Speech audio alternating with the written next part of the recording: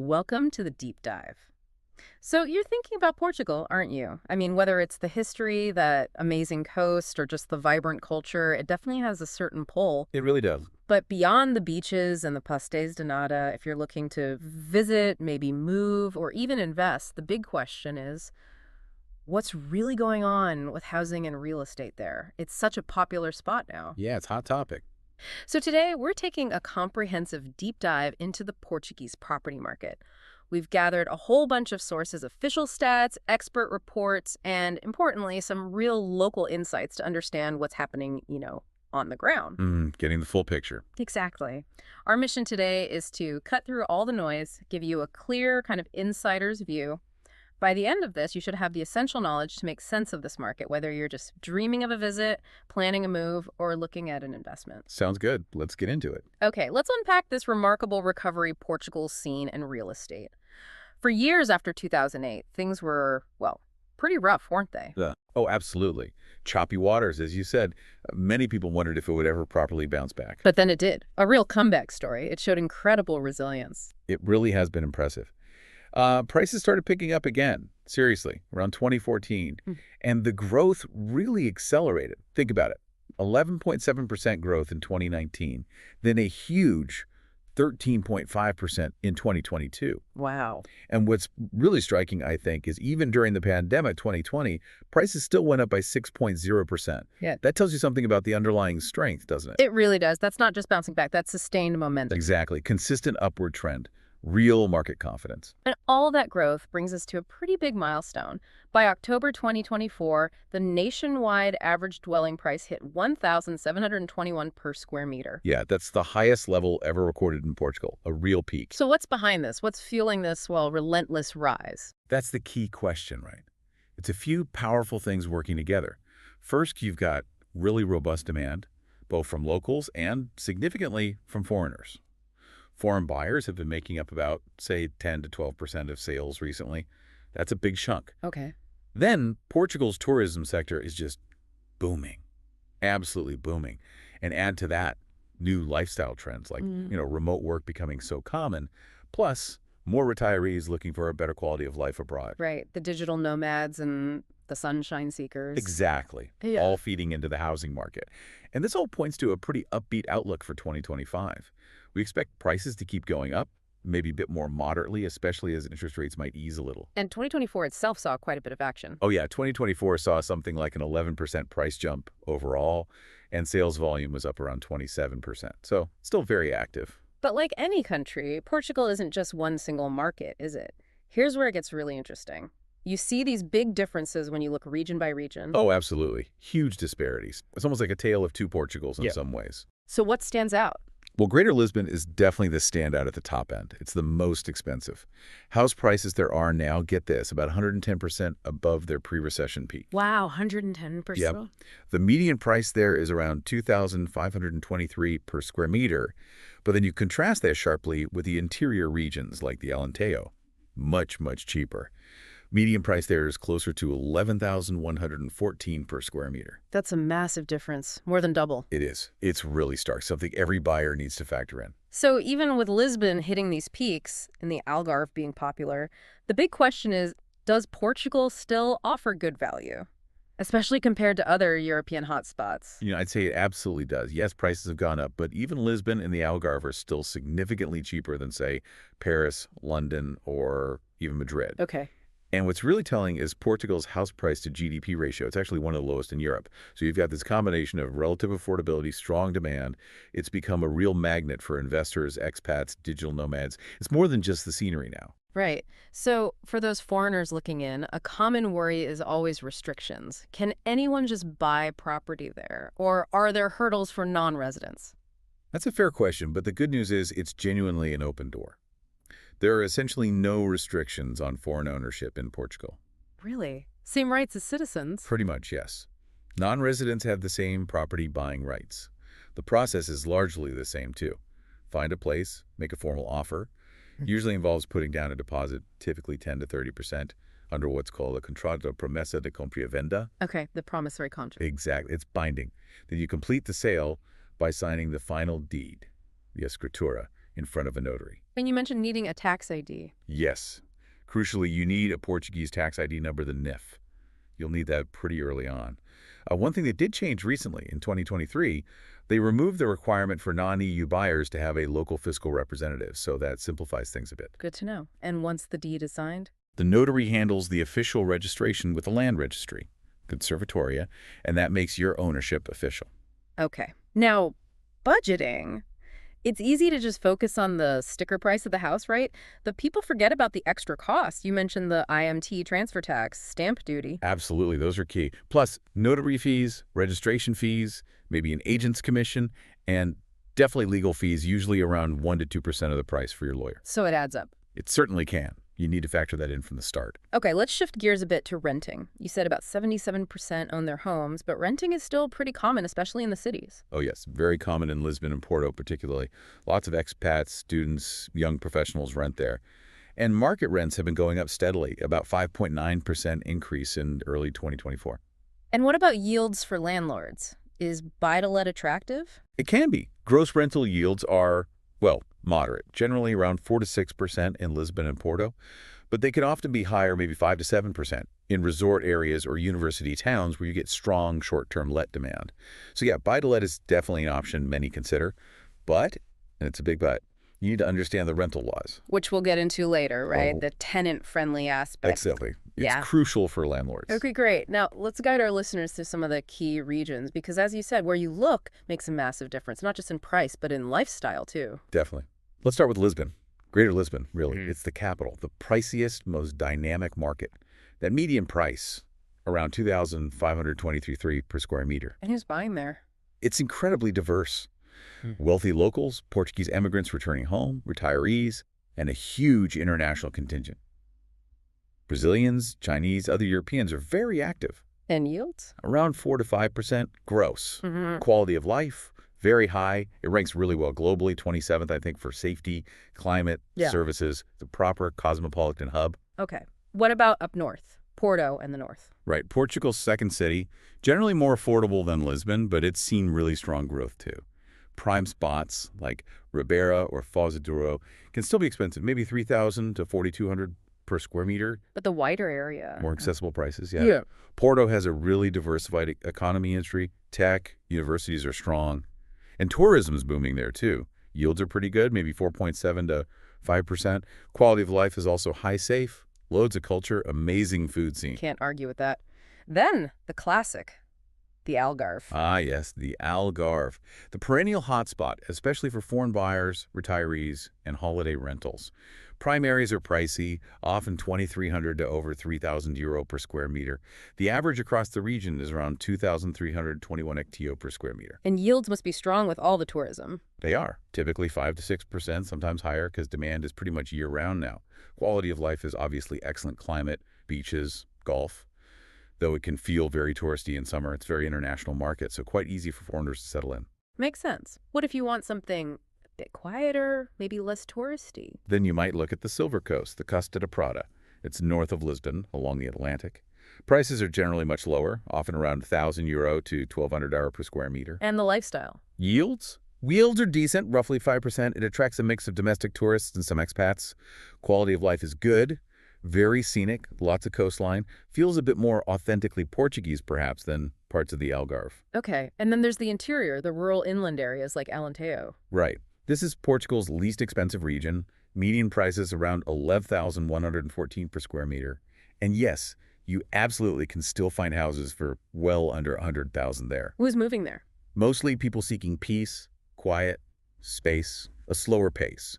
Yields are generally lower, maybe around 4%, simply because rental demand isn't as high.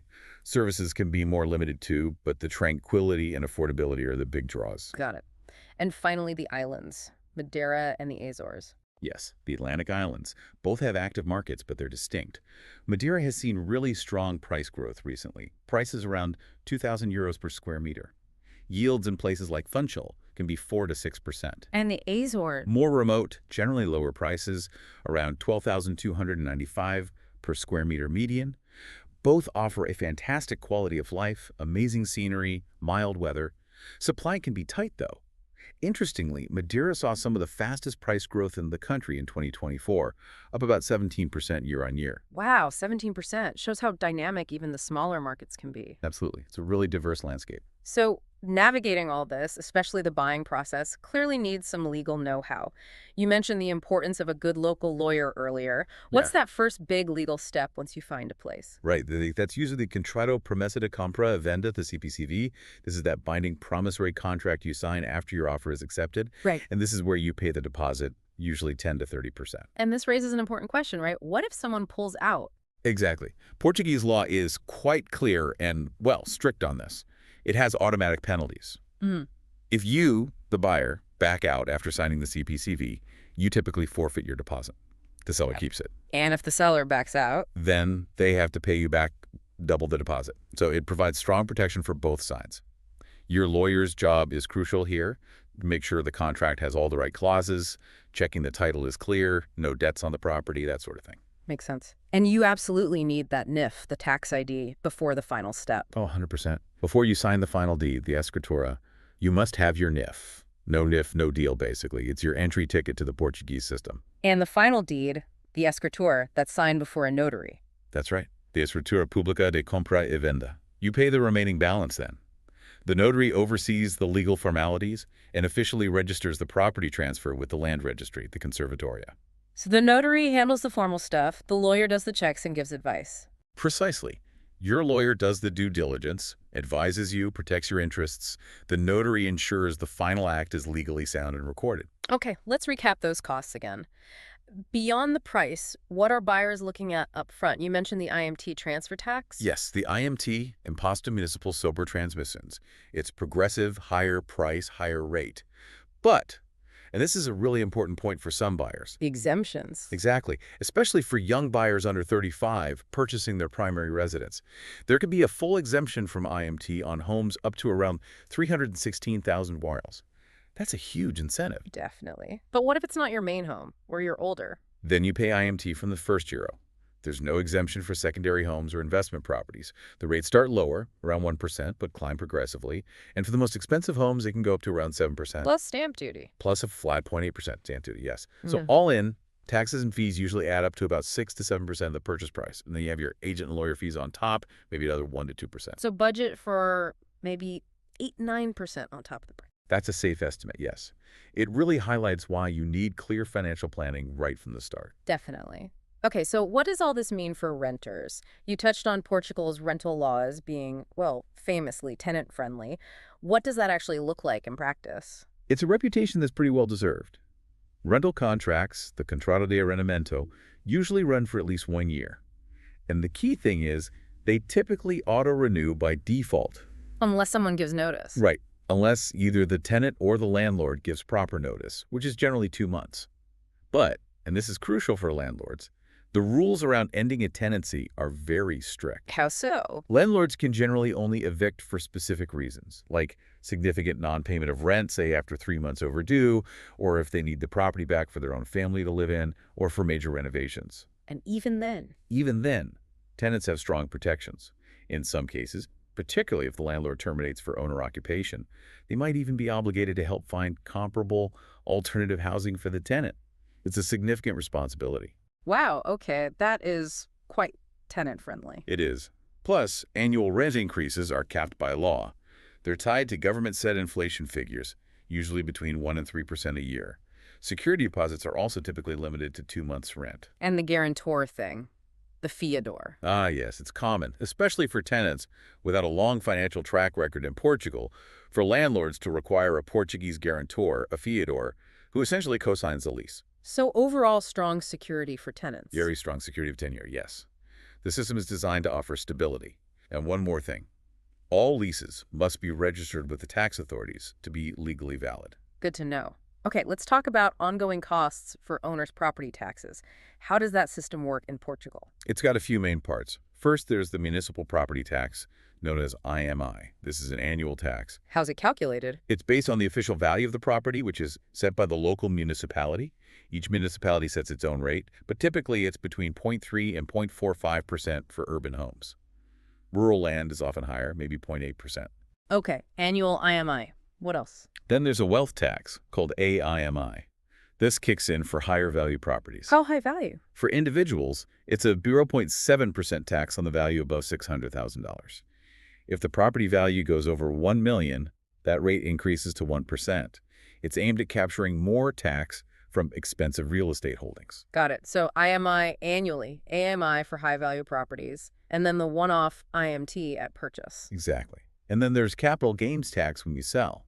What's fascinating here is how Portugal taxes these gains. How so? Well, for residents, only half 50% of the profit you make from selling a property is actually added to your taxable income for that year. Only 50%, so the effective tax rate is much lower. Precisely. Your maximum marginal rate on that gain effectively gets capped at around 24% rather than your full income tax rate. It's quite a favorable setup compared to many other countries. Seems designed to encourage longer-term ownership. Are there ways to avoid it altogether? Exemptions? Yes, there are key exemptions. The big one is if you sell your primary home and reinvest all the proceeds into a new main home within the EU or EEA within a certain time frame, usually 36 months after selling or 24 months before. Okay, reinvestment relief. Anything else? Yes, there's also an exemption for retirees, people aged 65 or over. If they sell their main home, they can avoid the tax by reinvesting the proceeds into certain eligible pension funds or insurance contracts, another useful benefit. And what about non-residents? How are their gains taxed now? This changed recently, too. Non-residents used to pay a flat 28% on the entire gain, but now they're taxed under the same rules as residents, meaning they also benefit from that 50% inclusion rule. So only half their gain is taxed at the progressive rates. That's a significant improvement for foreign investors. That is a big change. Was there anything else temporary? There was a temporary CGT exemption that ran until the end of 2024. If you sold a second home, the gain could be exempt if you used the proceeds to pay off the mortgage on your primary residence. Just shows how the government tries to adapt policies. Interesting. Okay, last tax. Rental income tax. Right. If you rent out property for furnished or short-term tourist lets, the income is typically taxed at a flat rate of 28%. For long-term unfurnished rentals, you can choose to have it taxed at the progressive income tax rates, IRS, after deducting allowable expenses. And for non-resident landlords. They usually pay a flat 25% tax on gross rental income from long-term lets. So slightly different rules there. As you can see, it's quite layered. Getting professional advice from accountants or tax lawyers is really advisable. Absolutely. It sounds like navigating the tax side is just as important as navigating the purchase itself. It really is. So all these market factors, taxes, buying processes, they naturally lead to the big question for many people. How do you actually get to live there? Right. We know there have been some major shifts in Portugal's residency and visa programs recently. Yes, this is huge news and really important for anyone planning a move.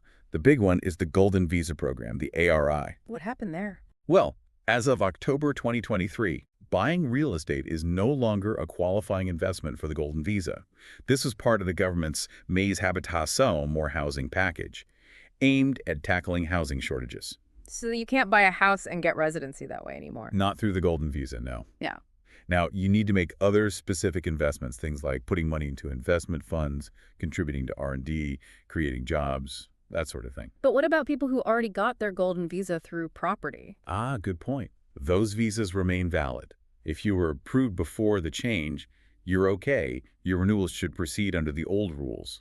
But for new applicants, property investment is off the table for the Golden Visa. Okay, that's a major shift. So what are the alternatives now for non-EU citizens wanting residency? There are still very viable routes. A key one is the D7 visa, often called the passive income visa. What's that for? It's designed for people who have a stable passive income from outside Portugal. Things like pensions, investments, dividends, even reliable remote work income can sometimes qualify. You generally need to show you meet a minimum income level, roughly €1,000 to 2,000 plus per month in practice, and have health insurance. It leads directly to a residency permit.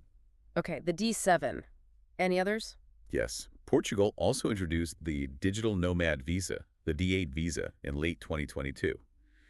This is specifically for remote workers who are employed by a foreign company or have foreign clients and work from Portugal. What are the requirements there? You need to prove your remote work status and meet a minimum monthly income requirement, usually several times the Portuguese minimum wage, maybe a few €1,000 per month, though the specifics can vary. So D7 for passive income, D8 for active remote workers. Exactly. Both are popular pathways to residency now that the property route for the Golden Visa is closed. And of course, EU and Schengen nationals don't need visas at all. They have the right to live and work freely. Right. Okay, we've covered the market, the process, the taxes, the visas, but here's where it gets really interesting. The insider tips, right? Those nuggets of wisdom that aren't in the official brochures. What practical strategies can make the whole experience smoother? Ah, yes, the on-the-ground stuff. Okay, first, negotiate smartly. Don't assume the asking price is fixed. In Portugal, sellers often expect some negotiation, maybe 5 to 10% wiggle room is common. So make an offer below asking. Usually, yes. But don't lowball too aggressively offering, say, more than 10–15% below asking, especially without justification, might just irritate the seller and agent. Showing you have your financing ready definitely strengthens your position. Good tip. What else? Look for off-market deals. A lot of properties, especially desirable ones, get sold quietly through agent networks or lawyers before they even hit the public websites like Idealista. How do you find those? You need a well-connected local agent or lawyer, someone who hears about things early. Also, keep an eye out for auctions, lay loans. Banks in the States sometimes auction repossessed properties. Potential bargains. Potential for steep discounts, yes. But be warned, they're often sold as is, might need significant renovation, and usually require a cash payment quickly. So not for the faint of heart, but the deals can be substantial. Okay. Anything else? Always check for renovation grants and incentive schemes. We mentioned the IMT relief for young buyers, but some municipalities also offer grants for restoring older properties, especially in historic centers. Worth investigating locally. And paperwork checks. Absolutely critical. Documentation checks are non-negotiable. Verify the seller has clear legal title. Check for any mortgages or liens. What you got? Through the land registry, documents the Caderneta Predial and the Certidão Permanente. Get the energy certificate, the Certificado Energético. Ensure all construction extensions, etc. have proper licenses. Licencen de utilização. Sounds like a lot to check. It is. Which brings me to the last point. Be prepared to deal with bureaucracy. Things can move slowly in government offices. Opening bank accounts, getting utilities connected, sorting out paperwork. It takes time. Patience is key. Patience, persistence, and often a good local lawyer or solicitador. A type of legal professional who handles many property matters, or even a local fixer who knows the system can be invaluable. I heard about someone nearly losing a deal because their NIF wasn't processed quickly enough for the CPCV deadline. It really highlights how these practical steps matter. Wow, yeah. Little things can trip you up. That's incredibly helpful advice. So, what does this all mean for staying safe? Buying property anywhere involves risks? What are the common scams or pitfalls people should watch out for in Portugal? Good question. Vigilance is definitely needed.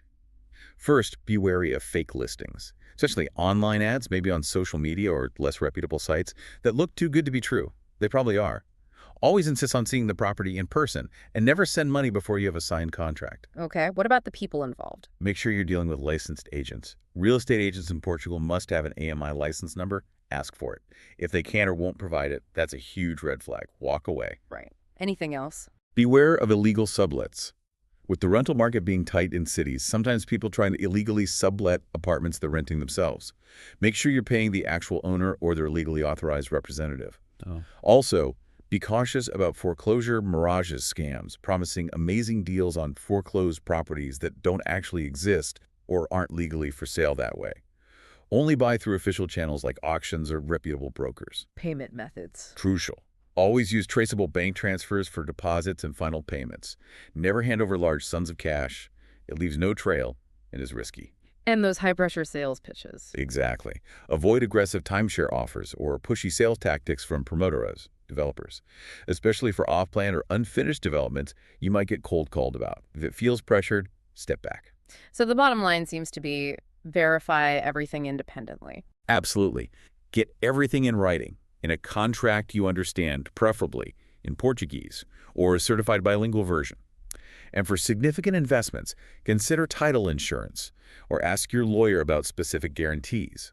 A bit of caution up front saves a world of trouble later. That makes perfect sense. Okay, as we start to wrap up this deep dive, let's look ahead.